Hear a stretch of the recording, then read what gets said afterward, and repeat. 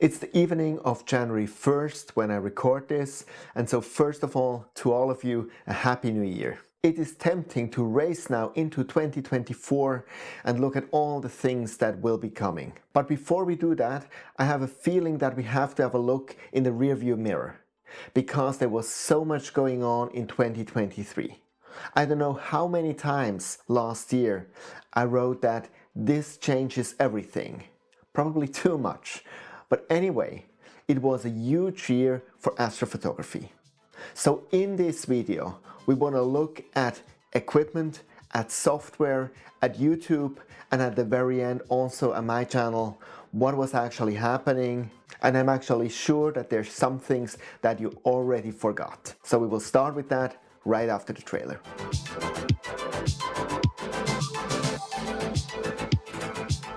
Hey, this is View into Space. I'm Sascha from Switzerland, so grüezi miteinander and thanks for watching my channel.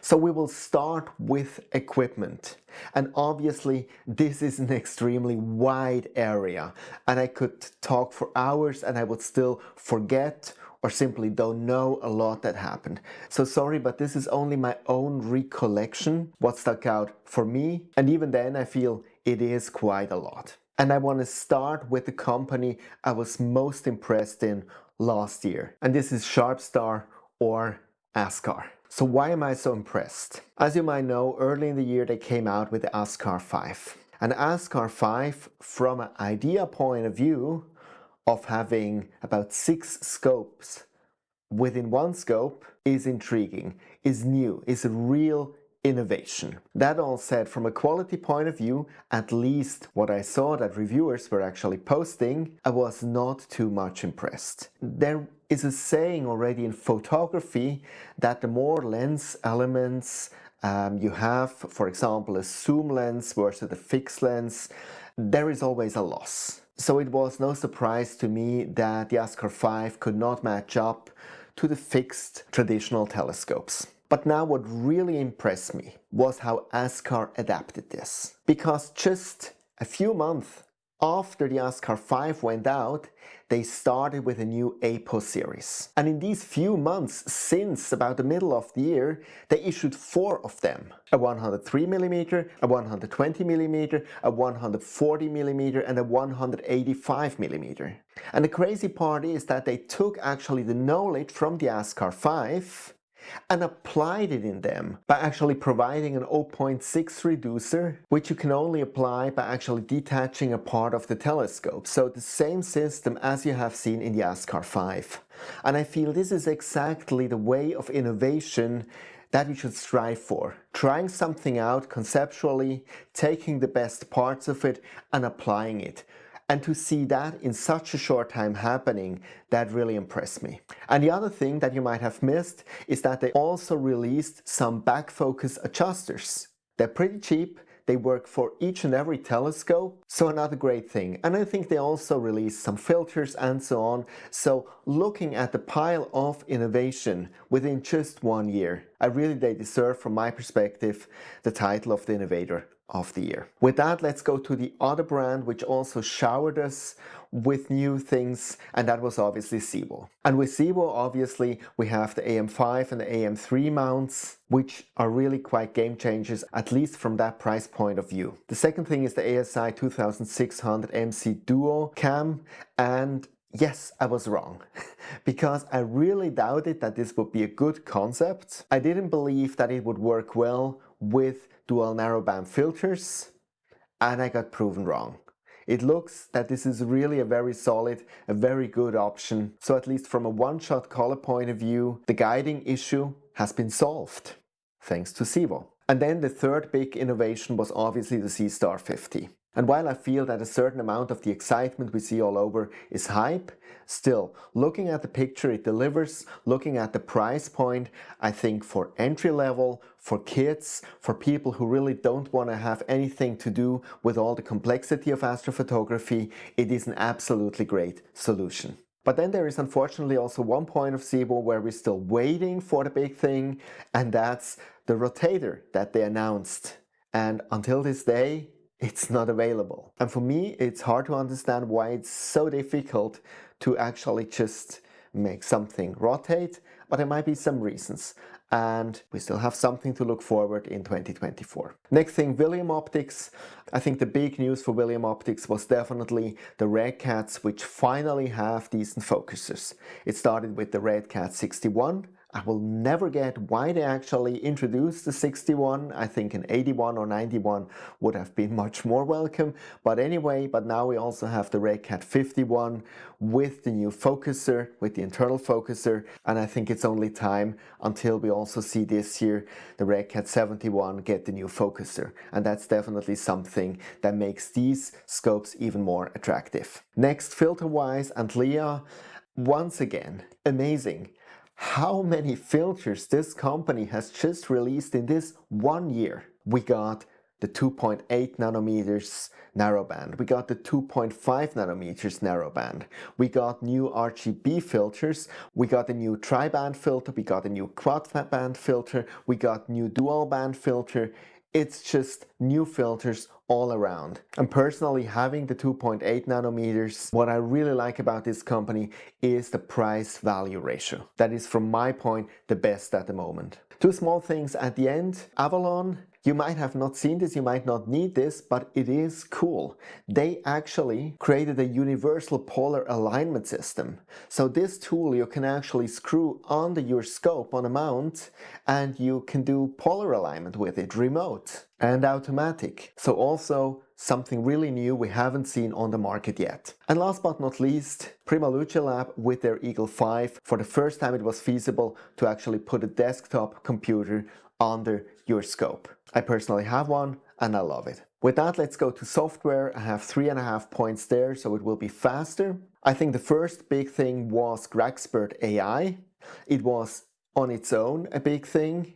And then came the plugin for PixInsight, which made it even cooler. For me, this is now my go-to solution for gradient removal. We will see in 2024 if Mars from PixInsight can actually top this. I do not dare to make any prediction there. The next big thing was all that Bill Blanshan has actually released. And I think especially on the narrowband normalization process, from my point of view, one of the most important processes now in PixInsight. And from the other side, the new star reduction script, which for the first time lets you protect the small stars and only reduce the bigger ones. And the most amazing part about this is that Bill does all that for free. So a very, very big thank you to you, Bill. And last but not least, just a few weeks ago, we got Blurx Terminator 2, another game changer. And we had the same discussions again as with Blurx Terminator a year ago. But I think, as always, at the end, everybody will use it. I think we also have to mention here PixInsight. And on one side, I am disappointed. Everything I mentioned now was done by third parties. Obviously, it's available within PixInsight now, but it's not created by PixInsight itself. But on the other side, we see that also, for example, by Apple, that some years they work more under the hood, and some years they're more flashy things coming out. And so I believe also by looking through the release notes that this was kind of a under the hood year. If I would have one wish for PixInsight, then it would be that this year we would finally have a version which runs natively on Apple processors. This might also bring the stacking speed on par again with AstroPixel processor. With that, let's come to the third topic, YouTube. Yes, that's what you're looking at the moment, but there's not only my channel, there's a lot of channels, and there are a lot of new channels that appeared this year. And if I could give a prize for the best new Astro channel of the year, then I would give it to Dark Rangers Inc. What Ryan has done from the beginning is quite crazy. He started on a quality level that a lot of YouTubers only achieve after a few years.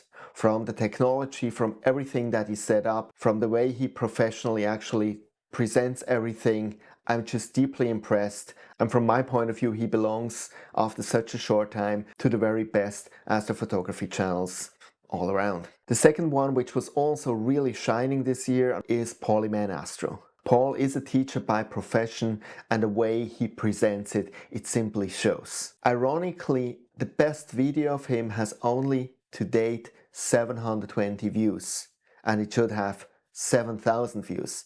It's this one. What would you see if you traveled to a nebula?